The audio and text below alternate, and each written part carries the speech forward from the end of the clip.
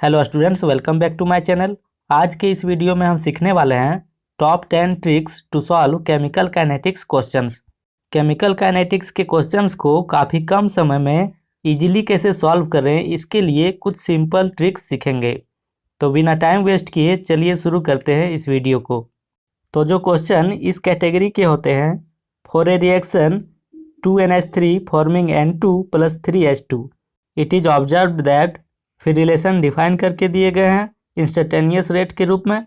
तो आपको बताना है what is the relation between K1, K2 and K3 और हमें 4 ऑप्शन दिए गए हैं।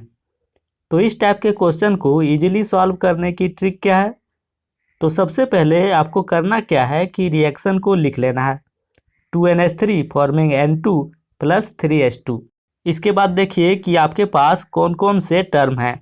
K1 है, K2 है और K3 है। तो इन्हें सीक्वेंस में लिख दीजिए। इसका K1 हो गया, इसका K2 हो गया और इसका K3 हो गया। ऐसा मैंने क्यों लिखा? तो देखिए NH3 के डिकम्पोजिशन वाले इक्वेशन में K1 लिखा हुआ है, N2 के फॉर्मेशन वाले में K2 लिखा हुआ है और H2 के फॉर्मेशन वाले इक्वेशन में K3 लिखा हुआ है। तो उनके सामने में K1, K2 और K3 लिख दिया।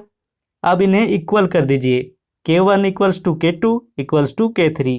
तो NH3 का कोफिशिएंट 2 है तो K1 को 2 से डिवाइड कर देंगे, N2 का कोफिशिएंट 1 है तो K2 को 1 से डिवाइड कर देंगे और H2 का कोफिशिएंट 3 है तो K3 को 3 से डिवाइड कर देंगे। तो इस फ्रैक्शनल वैल्यू को हटाने के लिए क्या करेंगे कि सभी में 6 से मल्टीप्लाई कर देंगे।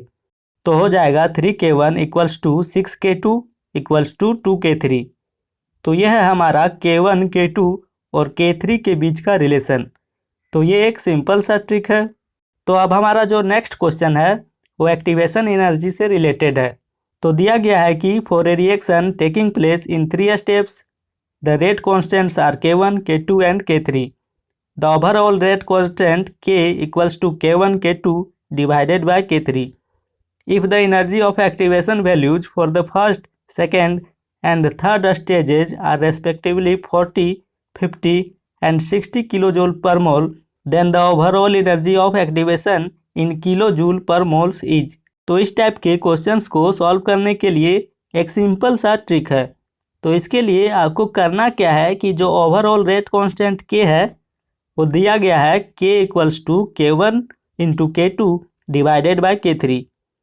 तो जो न्यूमरेटर में है रेट कांस्टेंट उन्हें आप चेक कर लीजिए कि वो किस स्टेज के हैं। तो यहाँ पर न्यूमरेटर में है K1 और K2 यानी कि फर्स्ट एंड सेकेंड स्टेज के टर्म्स।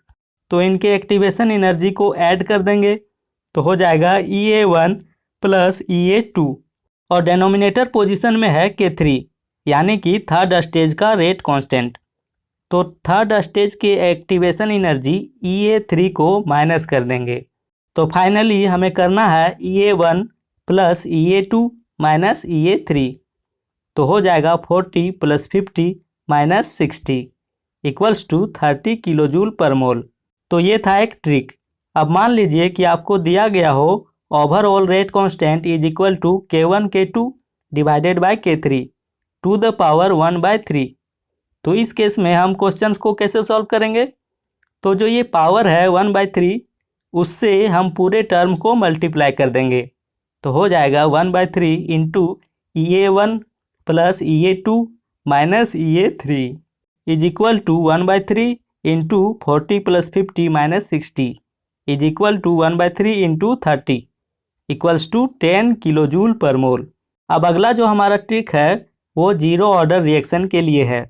तो कोई रिएक्शन है A forming B follows zero order reaction, find time required for completion of 60% of reaction and T½ is given 2 minute. तो हमें वह टाइम कैलकुलेट करना है जिस पर रिएक्शन 60% कंप्लीट हो जाएगा। तो इसके लिए क्या करना है, टाइम = 60 डिवाइडेड बाय 50 × T½ तो जितना भी परसेंटेज हमें दिया गया हो उसे 50 से डिवाइड कर देंगे और T½ से मल्टीप्लाई कर देंगे। तो यहाँ पर हो जाएगा 60 डिवाइडेड बाय 50 × 2।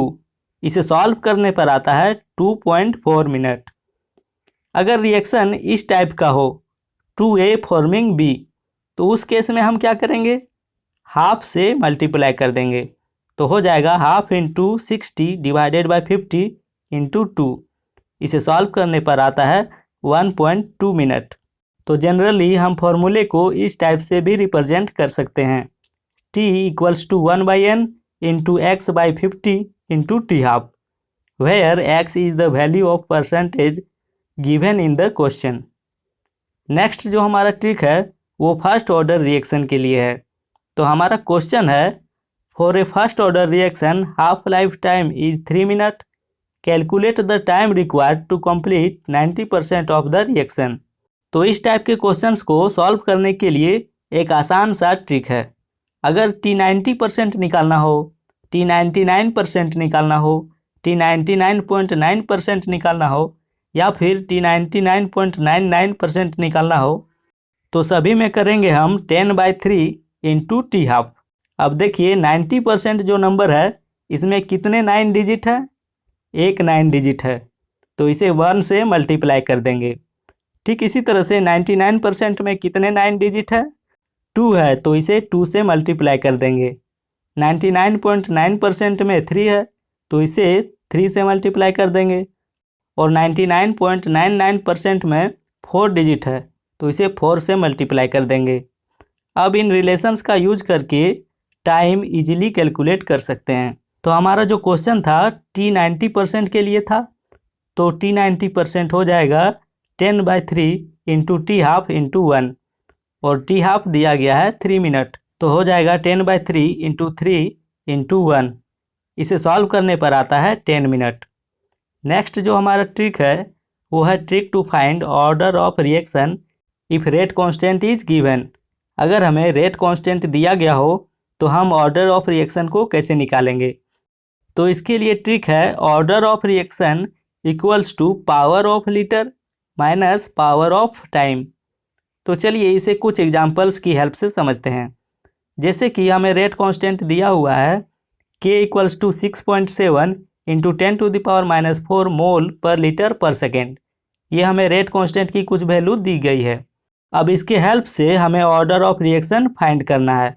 तो देखिए इसमें लीटर की पावर क्या है, -1, तो लिखेंगे -1, और टाइम यानी कि सेकेंड का पावर है -1, तो हो जाएगा माइनस ब्रैकेट में -1, तो आ जाएगा 0। तो इस रेट कांस्टेंट का जो रिएक्शन ऑर्डर है वो होगा 0। एक और एग्जांपल लेते हैं। Rate constant k equals to 2.5 into 10⁻³ second inverse. तो देखिए इसमें लीटर तो है नहीं, तो हो जाएगा 0, और टाइम यानी कि सेकेंड का पावर है -1, तो हो जाएगा माइनस ब्रैकेट में -1 इज इक्वल टू 1, यानी कि इस केस में जो रिएक्शन है वो फर्स्ट ऑर्डर रिएक्शन है। नेक्स्ट हमारा ट्रिक है यूनिट ऑफ रेट कांस्टेंट के लिए। डिफरेंट ऑर्डर के रिएक्शन के रेट कांस्टेंट का यूनिट कैसे फाइंड करेंगे। तो इसके लिए याद रखिएगा unit of concentration to the power 1 - n into unit of time to the power -1। तो कंसंट्रेशन का यूनिट होता है मोल पर लीटर और टाइम का यूनिट होता है सेकेंड। तो फाइनली हम लिख सकते हैं mole per litre to the power 1 - n into second to the power -1। For example अगर हमें फर्स्ट ऑर्डर रिएक्शन के रेट कांस्टेंट का यूनिट फाइंड करना है तो हो जाएगा n इक्वल्स टू 1, तो n का वैल्यू 1 पुट कर देंगे, तो हो जाएगा mole per litre to the power 1 - 1 into second inverse equals to mole per litre to the power 0 into second inverse. Finally इसे हम लिख सकते हैं सेकेंड इनवर्स। तो इस तरह से unit of rate constant find कर सकते हैं। तो ये थे कुछ ट्रिक्स जो केमिकल काइनेटिक्स के क्वेश्चन को सॉल्व करने में आपकी हेल्प कर सकते हैं। वीडियो हेल्पफुल लगा हो तो लाइक करें, शेयर करें और सब्सक्राइब करें।